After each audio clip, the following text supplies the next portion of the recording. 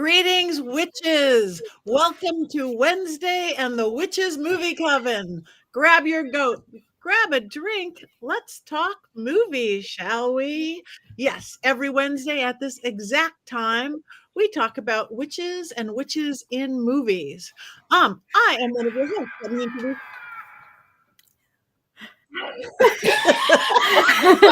Ghost cackle.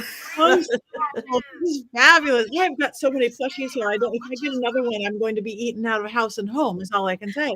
I am Patti Negri. I am one of your hosts. You might know me from The Witching Hour, my regular podcast, or from my show Ghost Adventures, or all my YouTuber stuff. But I am thrilled to be a part of this coven, the Witches Movie Coven. I'm one of the proprietors of University Magicus, one of the co-owners of Paraflix, and let me just pass this on to, let's go to Richard-Lael next. I am Richard-Lael. Richard-Lael is one name, not two. If I were just Richard, I would be a... That is right. I am known as the Gentleman Psychic. I'm a psychic and a medium. I used to be a psychic and a small, but I gained some weight. What puts me aside from all of the other psychics that I work with is that they're all love and light or doom and gloom, and I am a happy medium.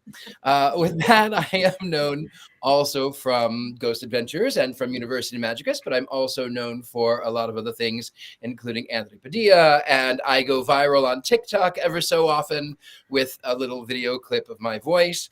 I am, as I said, a psychic medium, but I also host things here in my home in New Orleans. So that is what I do. Thank you. Let's move to the one and only Heather Greene. Hi, I am Heather Greene, and I am the author of Lights, Camera, Witchcraft. It's the critical history of witches in American film and television. It's the only massive guide to all things witchy in American movies. And I am also a journalist covering all kinds of things occult and witchy in the media, and as well as an author.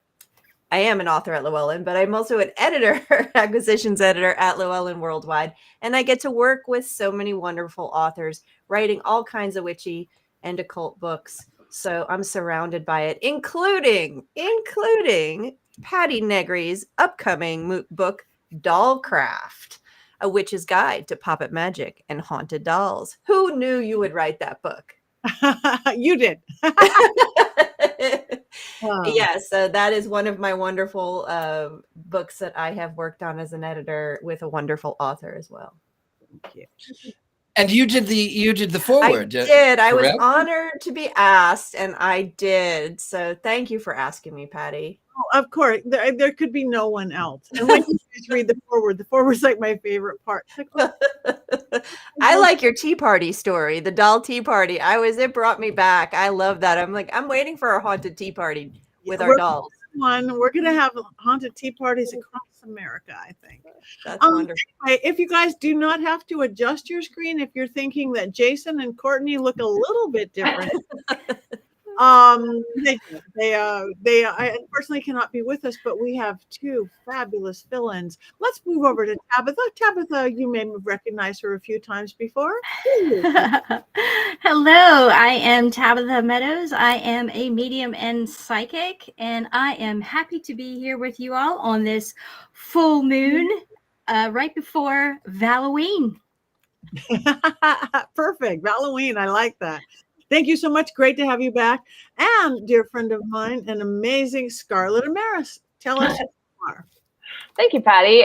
My name is Scarlett Amaris. I am a screen and television writer. I've also started to direct music videos, and I have taught classes around the world on mythology and witchcraft. So I'm thrilled to be here again. Thank you. Thank you. Thank you so much. We are thrilled to have you both, as is Willow, my dog, barking upstairs, who was quiet all day until now.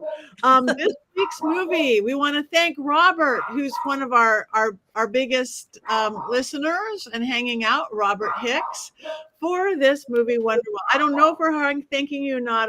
We're going to wait till Juan's up or Juan's down on that. But this week's movie is Wonderwell. 2023, amazingly, because Carrie Fisher is in it, and she died many years ago. 2016. She died 2015. 16. But just in case somebody didn't watch it this week, we hope you did. But just in case somebody didn't Richard-Lael, do you have a completely unbiased synopsis of this film? I do have. It sounded like there was water running for a second. Okay, well, that's good. Okay, well, since we are on the topic of Wonderwell, Robert, I love you. You are so wonderful. I am going to delicately put this. This is a film about an American family who take the Lolita Express and they end up on Epstein Island with their 2 teenage daughters. And while on Epstein Island, the 15-year-old girl is put in rather compromising positions. To quote the dumpster Fuhrer himself, he likes them kind of on the young side. So this 15-year-old girl is put in compromising positions. And she has a sister who's between the age of 12 and 13. I don't know. I didn't Google it. But she's about that age. She's just at the turning when she's going from prepubescence into puberty. And she wanders off. She doesn't understand really what's happening around her. She's young and she's innocent. And while they're on the shoot, she meets this little Italian boy who is somehow younger than the older and somehow older than the younger, and somehow they're both fighting over this same kid. Weird. I don't know. Anyway, she wanders off and she's warned by, I don't know, what was his name? Pepperoni, I think. Daniele. Daniele. She's warned by Daniele not to go into the woods, because if she goes into the woods, there is not a big bad wolf who will huff and puff, but instead there is a witch. And she decides that she will not heed the warning, and she goes into the wood, where she does encounter a witch. And then she somehow finds a drain, and that is the rest of the movie. Because she goes down that drain. And on the other side, she finds out that everyone is exactly who they are. Her parents hate each other, and her father is interested in, you find out, the sister to the other witch, who is the bad witch, the Wicked Witch of Italy or something. The Wicked Witch of Mar-a-Lago. Anyway, that's the other sister. And they have this sort of fight. The dad is in love with that witch. The mother is in love with the photographer. The sister is sneaking out and going to parties, even though she's been put in timeout, not because she did anything wrong, but because people were looking at her. Weird. Anyway, in this one, she burns a flower to signify that she has passed the other side of the coin. She is no longer innocent. The other girl comes through the other side of the world, and she realizes, okay, well, you know, she's given this red dress. And then there are, for the rest of the film, awful jokes about, I mean, I felt dirty in watching it.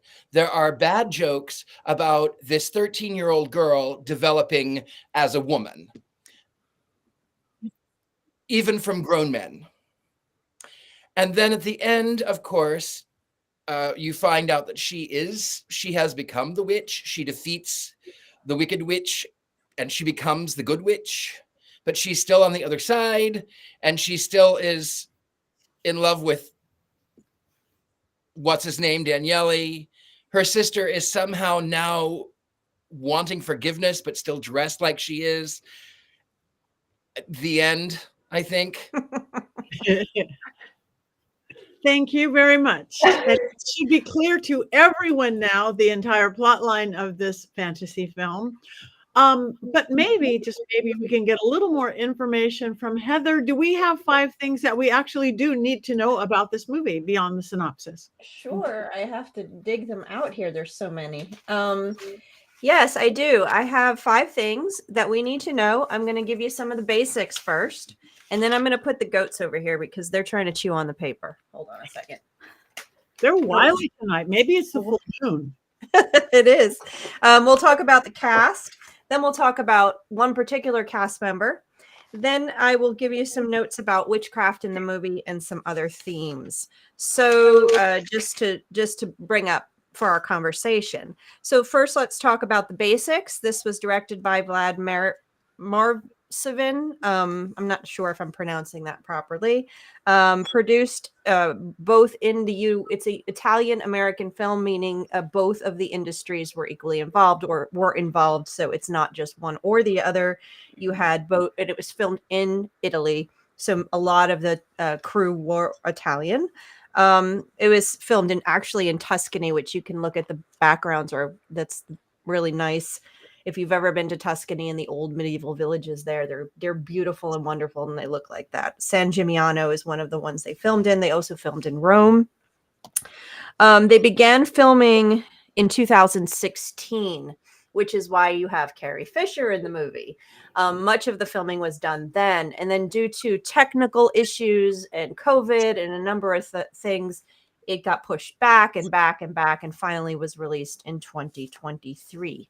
So this is one of those films you'll hear me talking about, how when films get delayed for various reasons, that is sometimes not a very good thing for a film to have so many delays. Of course, COVID was part of this one's problem. It took 8 years to get it released. It finally came to the screens in 2023. It is also based on, based on a short story by William Brookfield, who actually wrote the screenplay as well, adapted it. And the original short story was called Drainhole Dreaming. You heard there is a drain hole in the movie as well. So those are some of the basics that just kind of laying that out. Let's talk about the cast now. So the cast, filled with people you recognize probably, right? I am going to skip one cast member because that's going to be number 3. This movie though was sold, and I keep losing there we go. There, you're back. I keep losing my screen. This film was billed that it was going to do well for two cast members, Carrie Fisher, who we'll talk about in a minute, and Rita Ora, who is a pop star, big pop star. You may have seen her on some, and I wrote down some of the shows she's been on. Where is my cast? Well, I probably didn't write it down over there. She's been on The Masked Singer. She's been on The Voice. She's been in a bunch of movies, and I wrote some of them down. What's really interesting, I thought was funny, she actually had a bit role in Harry Potter and the Prisoner of Azkaban. She was in the back at some point. She's not credited. She's just in the back. But she's been in a bunch of movies, and I have them listed on some sheet of paper that I have misplaced. But she has been around, so you may recognize her. But it was her, as well as Carrie Fisher, that they were hoping would bring in the money. Other actresses, you have Kira Millward. She is listed as not being in anything else but this movie. She's the 12-year-old girl. You have Megan Dodds. She was in a bunch of TV shows. You may have recognized her from CSI House episodes, all those 2000 TV shows. She's been in other things. A movie that I recognized on her list was Ever After, if that's an older movie from the 90s, I believe. Vincent Spano, might recognize him. He's been in a lot of stuff over a period of time. Nell Tiger Free is someone who you may recognize from Game of Thrones. She was actually Myrcella, the daughter of the Lannister daughter that got sent off to Dorne halfway through, I think, season 3 or 4. I'm revisiting Game of Thrones right now, so it's in my mind. But she is that daughter. She was in the Omen movie, the latest Omen movie, and several other films. You also have Lloyd Owen, who is the father, who is starring in Lord of the Rings, Ring of Power. He's in that one. If you're watching that, he's also was in Apollo movie and the Young Indiana Jones stuff. So he's been in some things. You might recognize his face. But number 3, getting to the most recognizable face in this movie for us, is Carrie Fisher. And the most interesting thing about Carrie Fisher, in this movie is this was her last movie. And there's been several witch movies that we've watched or are going to watch where we see it, they're the last movie of the actress. And it's really interesting, or actor, and it's really interesting to actually see these. What is the last thing they did? This was the last thing she did. And as one reviewer was talking about, how often the last movie an actress does is not necessarily the one you want to remember them for. So that would be the case for several of our witch movies, and I'll pull those out another time. So this is Carrie Fisher. Of course, she was the daughter of Debbie Reynolds and Eddie Fisher. Debbie Reynolds, it was a witch in Halloween Town. You know her from that, or there she is. So of course, this is really nice to see daughter replaying a similar type of crone witch character. So that's great. We love Debbie Reynolds as movie junkies. And she is probably best known, however, for Princess Leia, which was not her first acting on the screen performance, but it was very early. And I don't think she ever really fully shook that character. Star Wars is a behemoth when it comes to fandom. So she is and will forever be Princess Leia to many, many people. Loved. She was also an excellent writer. She did screenwriting. She was in other movies like Blues Brothers. I don't know if any of you guys remember her in Blues Brothers. She was a crazed girlfriend or ex-girlfriend. Soap Dish, The Burbs, which we're talking about reviewing here, Hannah and Her Sisters. She was also in a movie where our producer was talking about earlier called Under the Rainbow, which was by Chevy Chase. It's a movie about auditioning the people to play the Munchkins in the Wizard of Oz, the original Wizard of Oz. It's not a documentary. It's a ludicrous movie, actually, but that's for another time. It's called Under the Rainbow from the 80s.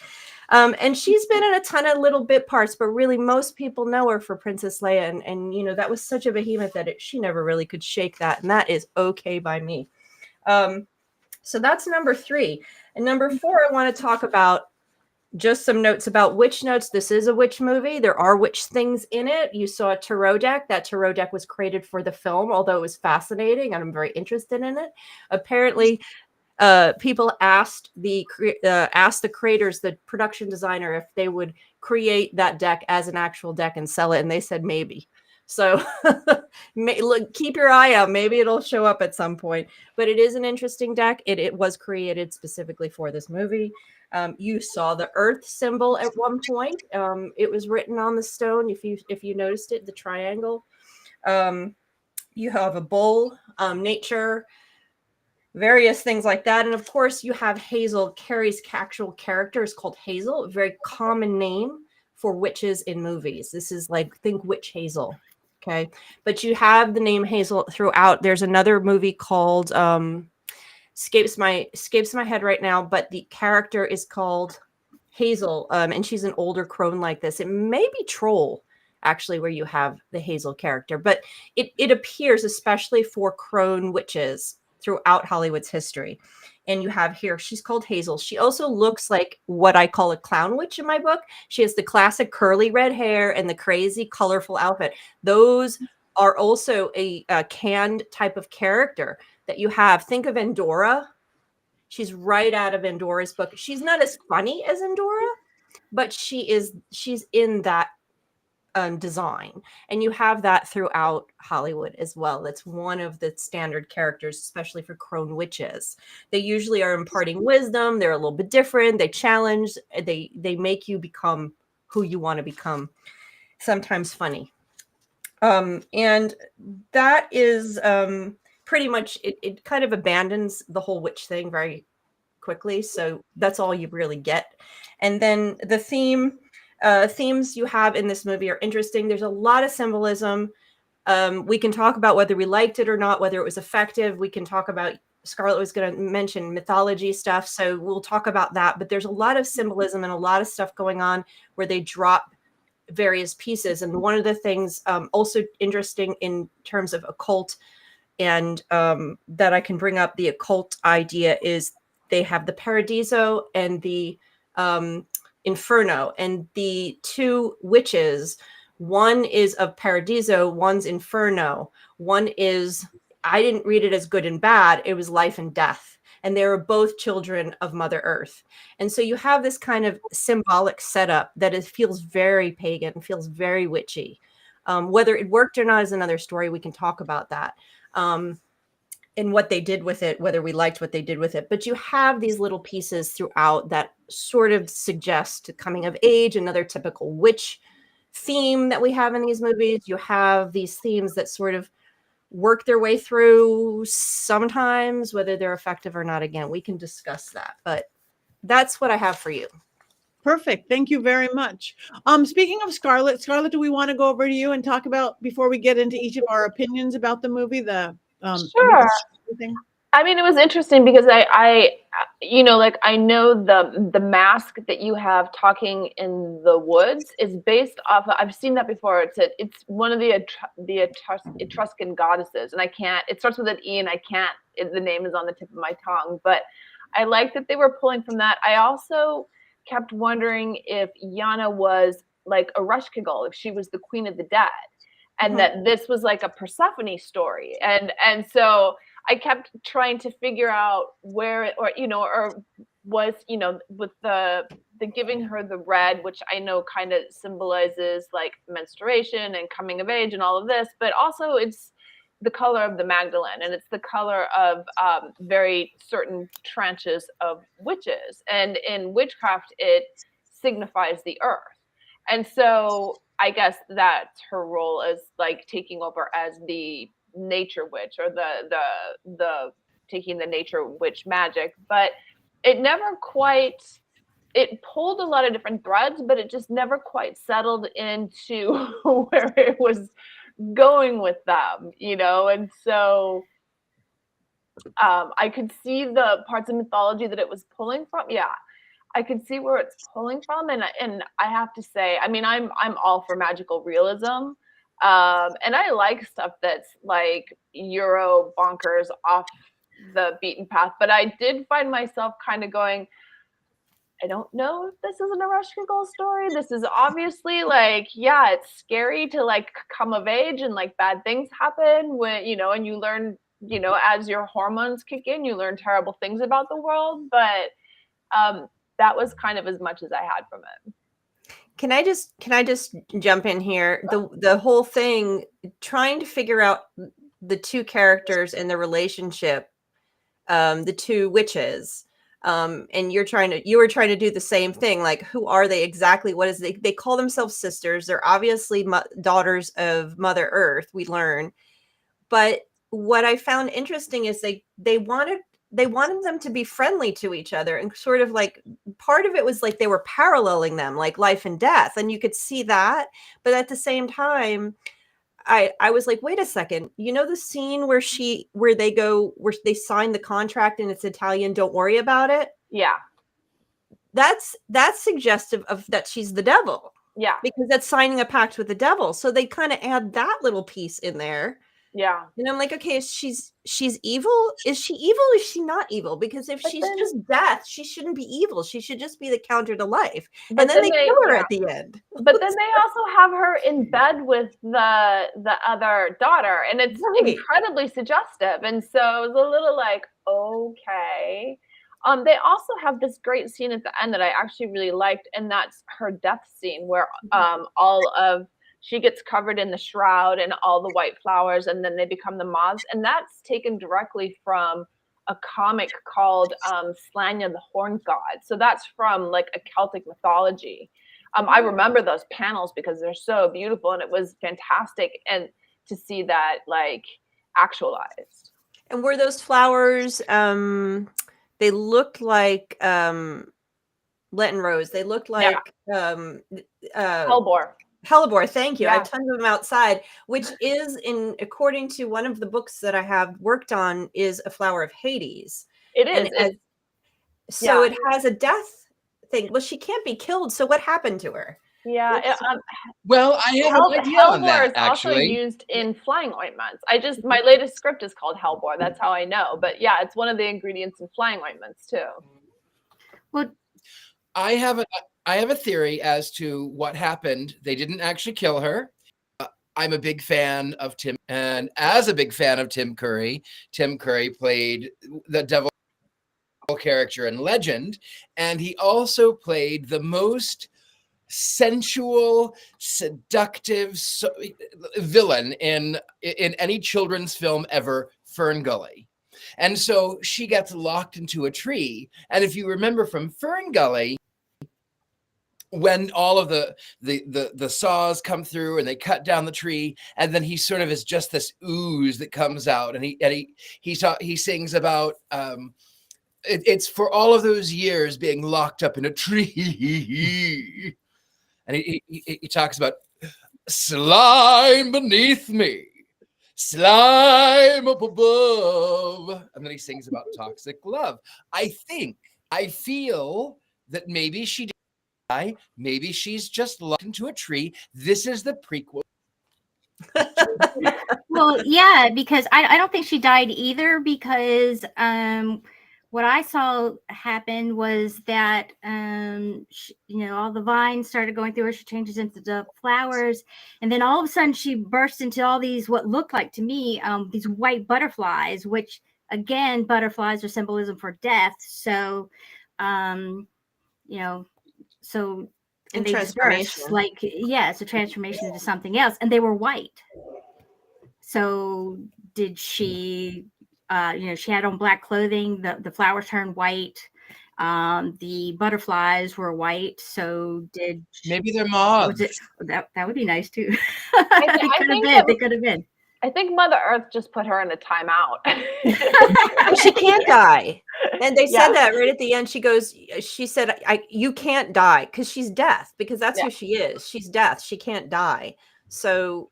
But does that mean that the other sister, the 15-year-old girl, does that mean that she takes on the role of death later on? Does it like morph into her body, and that's it can only be passed down from sister to sister, like sets of sisters? The Paradiso and the Inferno. That's in part it can two. only That's be interesting. That's interesting. That's the sequel coming up. Yeah. I hope there's never a sequel. The musical. Wonderwell, the musical. Starring Richard-Lael. Okay. Tabitha, what's your thoughts? I feel like it was, I saw someone write somewhere that it was beautifully frustrating. And I thought that was a very good synopsis in 2 words. There was points where, like, it was like every 15 minutes I would look at my partner and say, what is going on? What are we watching? And it was like, what in the ayahuasca experience is going on here? Because everything's like so beautiful and wonderful, and I'm looking for the story with all these beautiful visuals. And let me tell you, I appreciate beautiful visuals, but when you're in a fantasy type scenario, I also want a story. I want to be able to escape in there with you. So something that I did kind of, that did come to the front for me, was that there was this one scene there that I thought was very beautiful, when after the Mother Earth, the butt plug in the middle of the forest. I'm like, oh my gosh, what is that? What is going on? And that's what it reminded me of. So I learned something new where that is. But anyhow, so after she goes to the Upside Down, there's this scene where the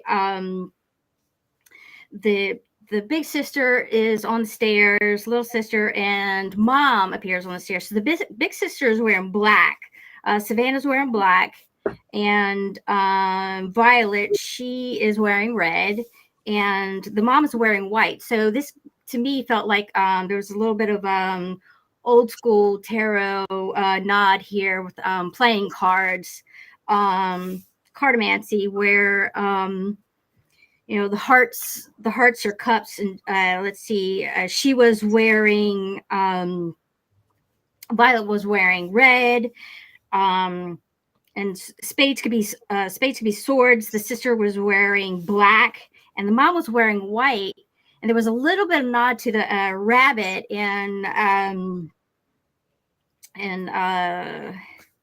oh shoot, okay, I can't think of the movie. Help me out, y'all. Alice in Wonderland. Thank you. Yeah, Alice in Wonderland. Because Mama looks at the daughters and says, talks about dinner, and she's like, "We shouldn't be late." And she's wearing the white. So I thought that was really cool. You're talking about flowers as well in here. There was a couple nods to, there's Nightshade. There's the Angel's Trumpet that was brought up, and the Naked Ladies or the Belladonna. Thought that was pretty cool.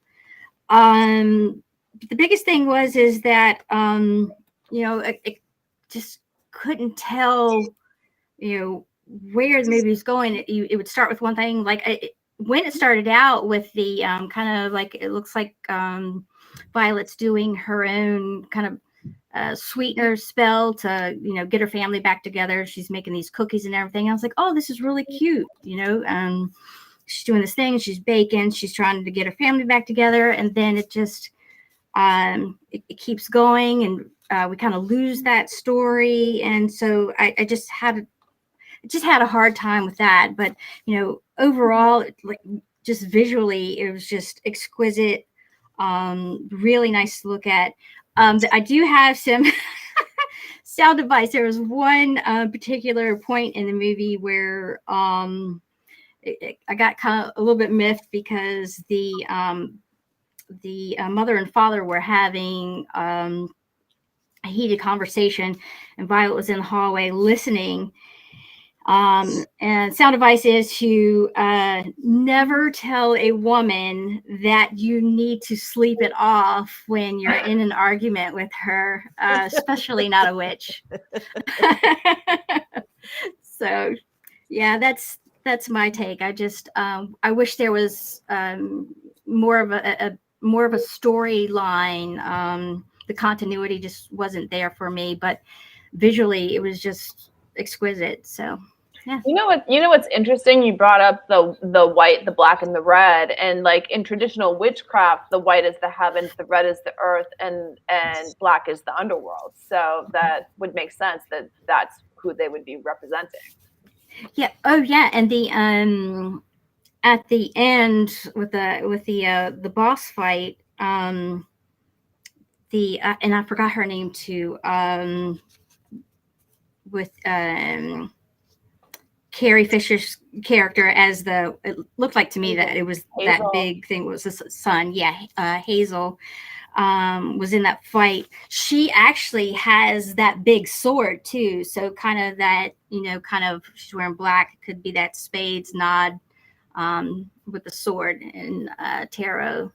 So yeah, I thought that was interesting too. Thank you. I will go.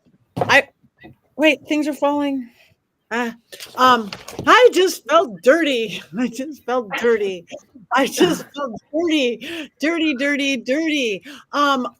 Part of it, I love. It was beautiful. I've never been to Italy, and seeing that makes you want to go there. And the fantasy and the flowers, it was great. The witchy, I appreciated it and pointed out the witchy stuff. But I think I took it to a personal level because, weirdly enough, I was that 15-year-old model. I was that girl thrown into a very adult world in weird bikinis with ogling old men looking at you. I was this 15-year-old virgin going, where I don't know. I hurt so badly through this thing.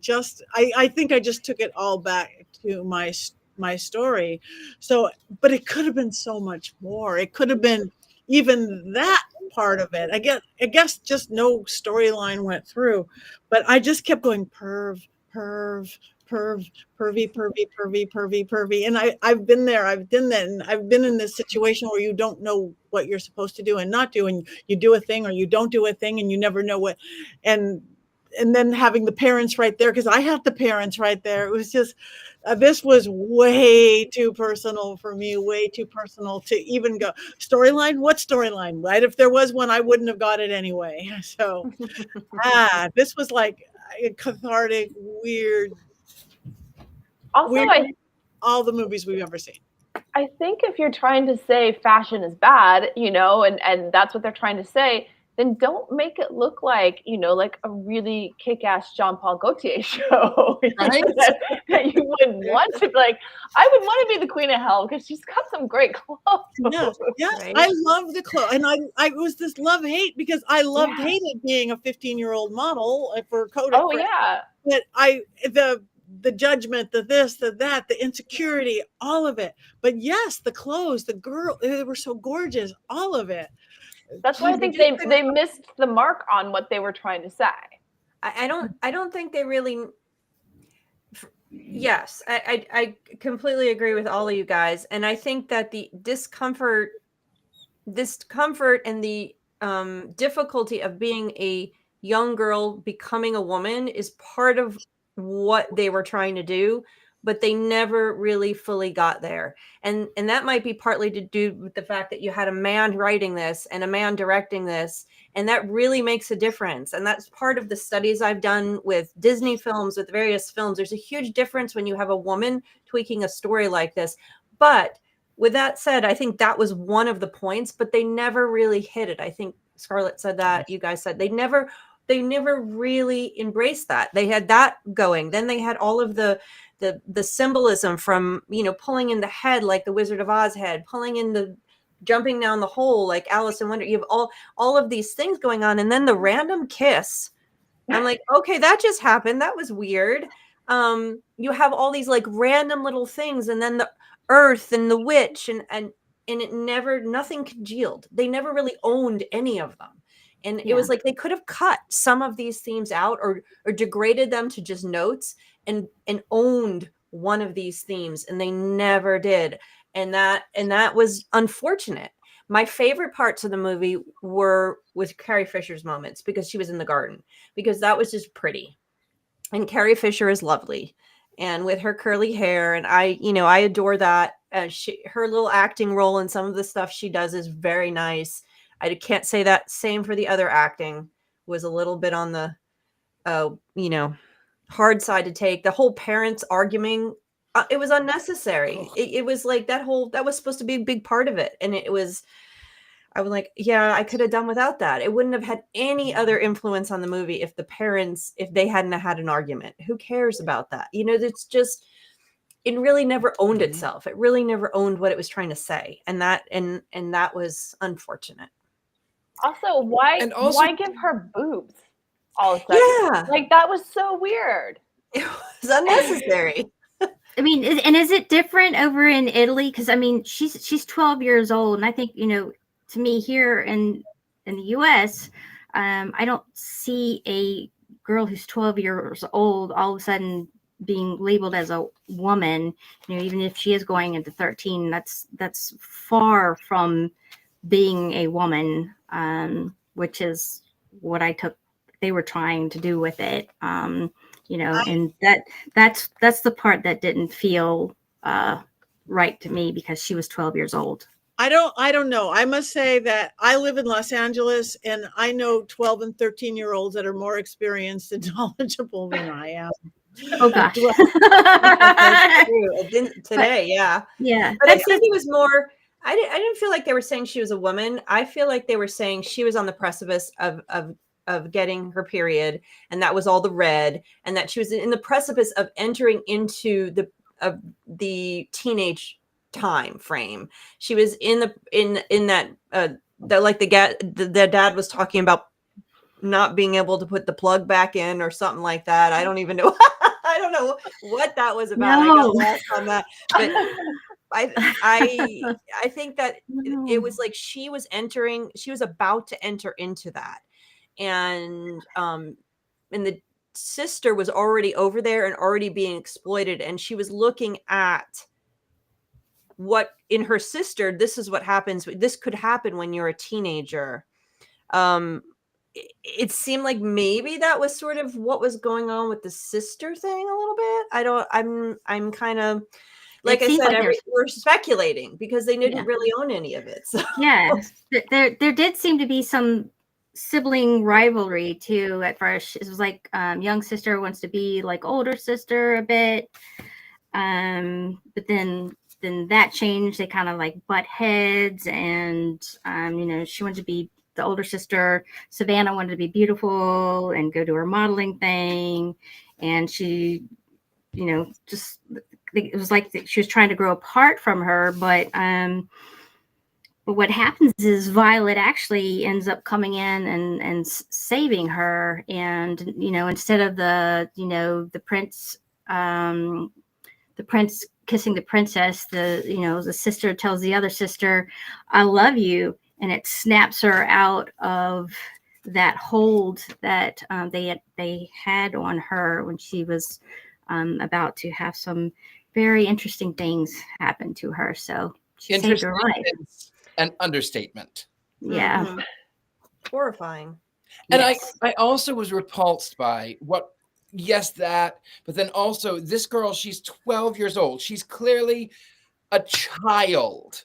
And then as she's walking along in the red dress, all of these men on the street are referring to a child in those terms.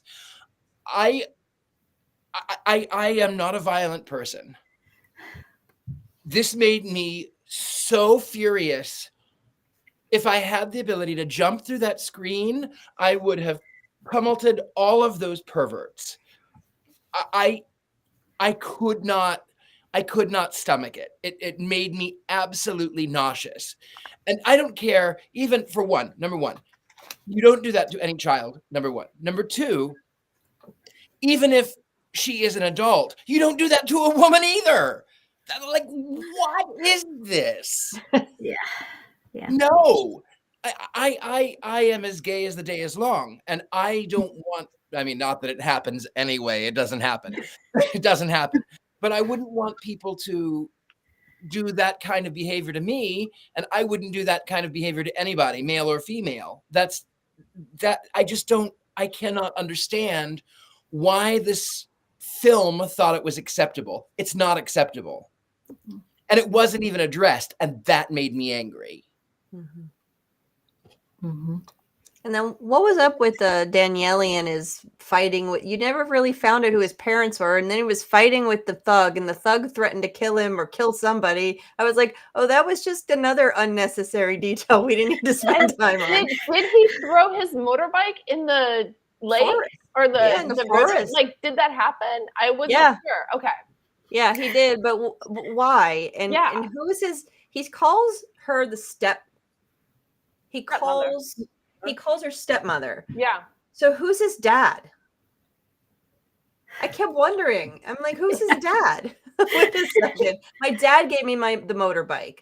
He said that. Yeah. But then the dad never appears. Again, these are details that you don't need. Extraneous, distracting, and then not focusing on the parts, the story that could have been told. And the interesting thing about them using red and trying to tell the story of a woman coming of age or a girl coming into teenage years, experiencing and coming to terms with their newfound power, which is all they had to do is make her a witch. Because I don't know what percentage, a very large percentage of witchcraft movies, especially teenage ones, Carrie, The Craft, all of this witchcraft is an allegory for that very moment, for that very time. They didn't need to do all the extra symbology. They didn't need to have men hunting them down and, you grew a pair of boobs or whatever that line was. What was that? Even the mom looks at her and is like, what happened? Where did you get the push-up bra? I would have liked to have known a little bit more why the flowers chose her as well. Mm-hmm. Right. Yeah, that would have been nice. That you call, as a writer, you call dangling threads. These are all like dangling threads that just fly out in the wind. Yeah. And not only did the flowers choose her, but again, back on the point where at the end of the film, she's dressed in red, her sister is dressed in black. And if you go back to the two, Paradiso and Inferno, the one is dressed in red, the other one is dressed in black. So maybe that was what they were trying to do. And maybe this Daniele figure, maybe he doesn't really exist. Maybe he doesn't really matter. I don't know. Like he really is a useless character. He didn't do anything. It seemed like he was just used there for a little while to create more tension between the two sisters, because there was this whole thing. Did you kiss him? Do you want to kiss him? Violet was worried if that Savannah about kissing, but she's the one that got the kiss. So I think it's also interesting just to point out with her name. Violets represent modesty and faithful and spiritual wisdom too. So that was kind of cool that they named her that. And they left everything so unfinished. What happened to the parents? I mean, if you're going to show us they're fighting and you're going to show us they're all having affairs and you show them at the end, are they coming together? We don't know what happened there. I'd be curious to read the original story and see if that one has all the threads in it, if they're all tied up and there aren't any loose things and all of this is explained, and that maybe it was in the screenwriting and the editing where it got confused and weakened.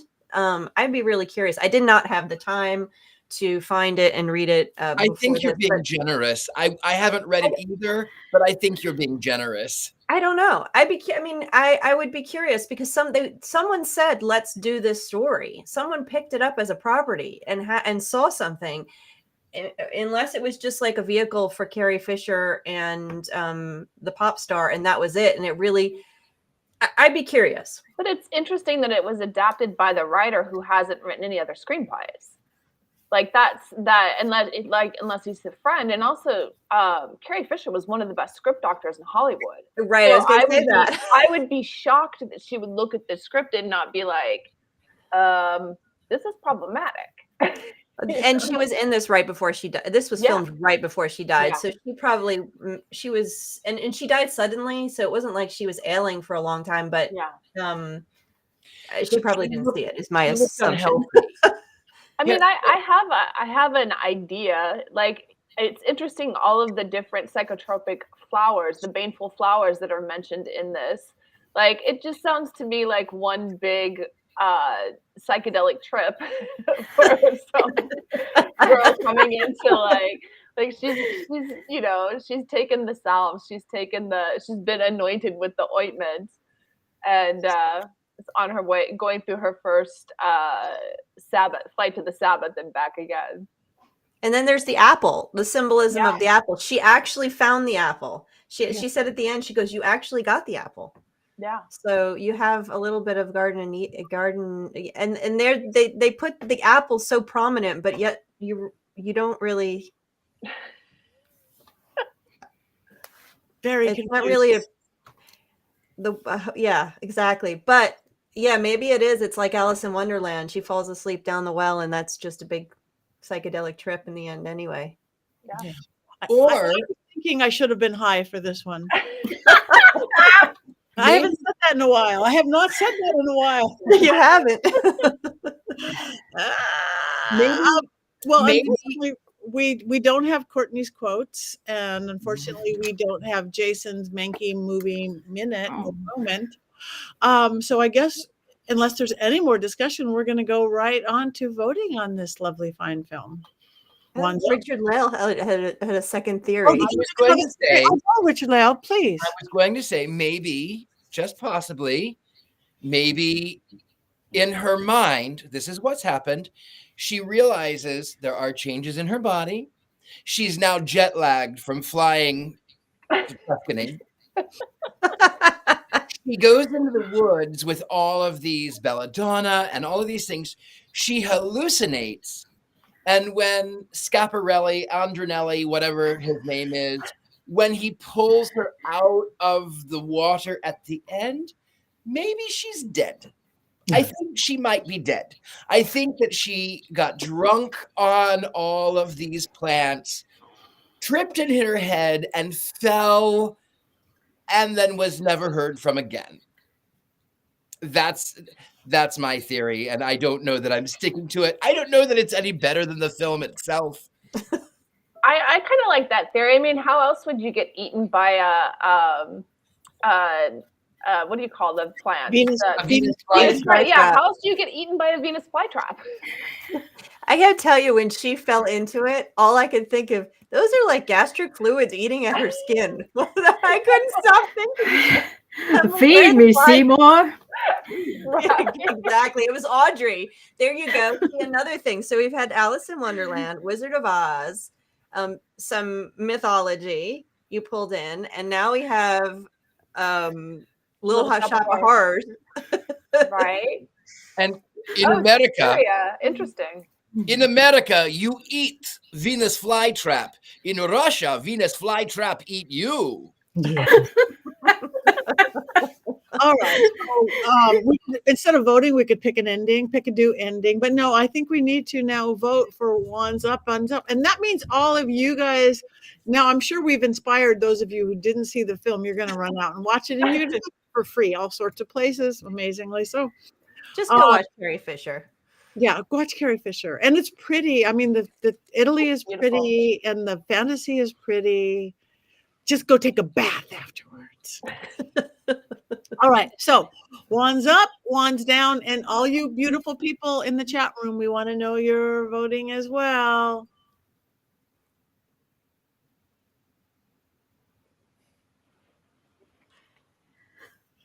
Down, down, down, down. Neutral. We got a neutral. Got a neutral from Tabitha. I could have gone 2/3, but I just went on because I was dirty. Kathy, one's down. Anybody else? You afraid of Robert?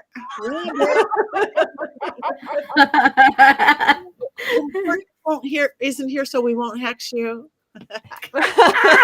This was a good one. These are the kinds we like. These are the kinds we like. The weirds one. One's down from Mary Jane. There's an up. Ryan. One's up. Ryan, one's up. We got another neutral from Robert. Thank you. So haven't watched it yet. Well, go watch it, Ryan, and you let us know next week. Oh, you gave it the ones up because you haven't watched it yet. Okay, that counts. It counts anyway. Thomas one's down. So all right, well, there we go.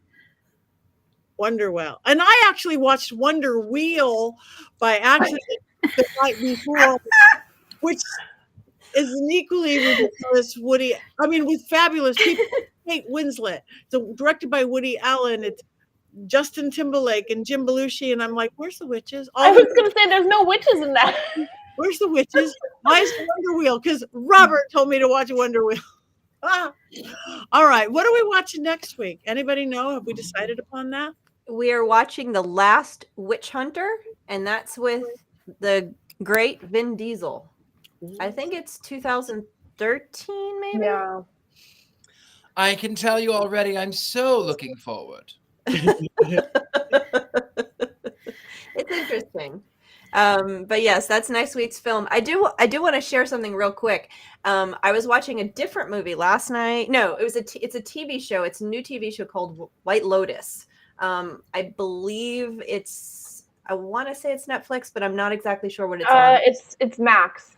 It's Max. Okay, yeah. Thank you. So I was watching it, kind of interesting, but at one point, I think it's the third episode, the daughters are in the living room of the condo. Did you see it, Scarlett? Yeah, and they're doing the ritual to Hecate. Yes, so they're sitting there. Yeah. They're actually they have marijuana and a bunch of other drugs and various things, and they're doing those while the parents are sleeping in the main room, and they're in the living room on the pull-out couch. And the mom pops in, and they cover all the stuff up. And she says, "I smell smoke. What is that smoke?" And the one daughter says, "We're just doing witchcraft." And the other one says, "Yeah, we're making offerings to Hecate." And that was it. And I thought, how funny is that? Because the movie's not about witchcraft. The show is not about witchcraft. Nothing about witchcraft whatsoever. But there was like that one little thing. That is how prominent and that's how popular witchcraft and how mainstream it has become in our movies and television. That's the kind of stuff that I watch or pick up of in my studies. So I thought that was so interesting. So yeah. So they were, what did they say? We're doing witchcraft. No, is that how they phrased it? It was weird, but it was. I just remember that because they didn't say Hecate, they said Hecate. They're like, oh, we're doing spells to Hecate. She was like, oh, okay, sure. Well, she's very popular right now. She's very indie. She's very. Yeah, she is, and they were doing that. They weren't quite doing that, but that's how. But the mom was like, oh, okay, and left. Yeah, that's hysterical. I think we should address Robert Hicks. So am I still a member of the coven? Yes, you are. Of course. We love movies like this. Awful film. We still love you in spite of an awful film choice. I mean, I chose the Muppets Wizard of Oz. Okay? Right. And didn't I choose Bewitched? No, I assigned you Bewitched because you didn't choose. I didn't remember. I could have because that's my plane movie to go to sleep to. Oh, okay. Now you have a new one to go to sleep to. This one. Yeah, this would be a good one to go to sleep to. But so anyway, next week, Vin Diesel, we're going to watch The Last Witch Hunter. Anybody have anything coming up that they want to talk about? We have a couple of minutes left. Any events? No, it's quiet season. Go ahead, Richard. Leo. I'll be in LA. I'm actually trying to contact the airline now. I'll be in LA next month for, I don't know. It's my friend V Neal is a makeup artist and she's doing a vampire thing and she's talking with Father Sebastian. So I don't know, but it's next month. And for some reason, for whatever reason, I think I'm supposed to be flying to LA tomorrow, but I'm not. So I'm trying to book my ticket for next month because it's weird. Anyway, I don't know. Yeah, I know she's getting involved very much with Sebastian stuff because this week is Vampire Ball week in LA. We've got events every night. Starting tonight, we'll be at the Salon. Friday, we have a Babylon. Saturday is Bar Sinister's night. There's a high tea if anybody wants a Saturday day, and then the Big Ball Sunday. And I think V Neal will be there, but her big vampire thing is next month. Yeah. Right. But my plane ticket is for tomorrow, and I don't know why. Oh, because you want to come to this Vampire Ball too. Well, I would love to, excepting for the fact that I have a booking tomorrow morning, and I was going through looking for, what do I have tomorrow? I have looking at my schedule, the readings that I have lined up, and I was like, flight to Los Angeles? I'm not going to LA, not until next month. Really? Is it Southwest or something that's easy to change? Oh no, it's Spirit. Woo! I know, and I didn't even. The funny thing was, V sent me. She was like, "Oh, don't worry, I'll send you the link." And for some reason, we got it mixed up, and I went ahead and bought the ticket. And now I have to try. As soon as I'm off here, I have to try to call the agents and see if they can at least postpone it. I don't normally fly Spirit, but it was like, well, it's right here. Why not? Good luck. Good luck to you. Good luck. You could otherwise fly on in and we'll just hang out. Yeah. All right. So yes, this is Vampire Ball week for anybody in LA or who wants to come to LA. Lots of fun things to do. It's all online. Check us out. Anybody else have anything they have coming up? We have Paganacon, a big pagan conference, is coming up at the end of March. There's a couple before that, but I will be at Paganacon. And I will be doing the Haunted Doll class as well as the Puppet class. And so I'll probably have some promotional stuff for Patty's book because it won't be out yet by then, but I will definitely do some selling of it and showing it off. And I will be there also helping Llewellyn out with the work that we do there, meeting with my authors that I can. So that's at the end of March. I'll have the dates closer in, but that's going to be really fun around the equinox. Beautiful. Thank you. All right. Well, I guess we are up to anybody else? Speak now or forever heckle and cackle. So next week, Vin Diesel, check it out. Grab your goat. And if anybody wants their own beautiful Black Phillip with or without the bling, and we've got some bigger bling, because this was a little too subtle for some of us. Too subtle for some of us. So now there is bigger bling coming out. Go to mysterycontrol.com. You can get all things Witches Movie Coven. You can get a Richard-Lael little devil pillow. You can get Courtney quotes across the entire country. You can get my magical power panties and my spellcaster line. And of course, all the goats you can feed. So check it out, mysterycontrol.com. And on that note, it is 7 o'clock, which is 1, 2, 3.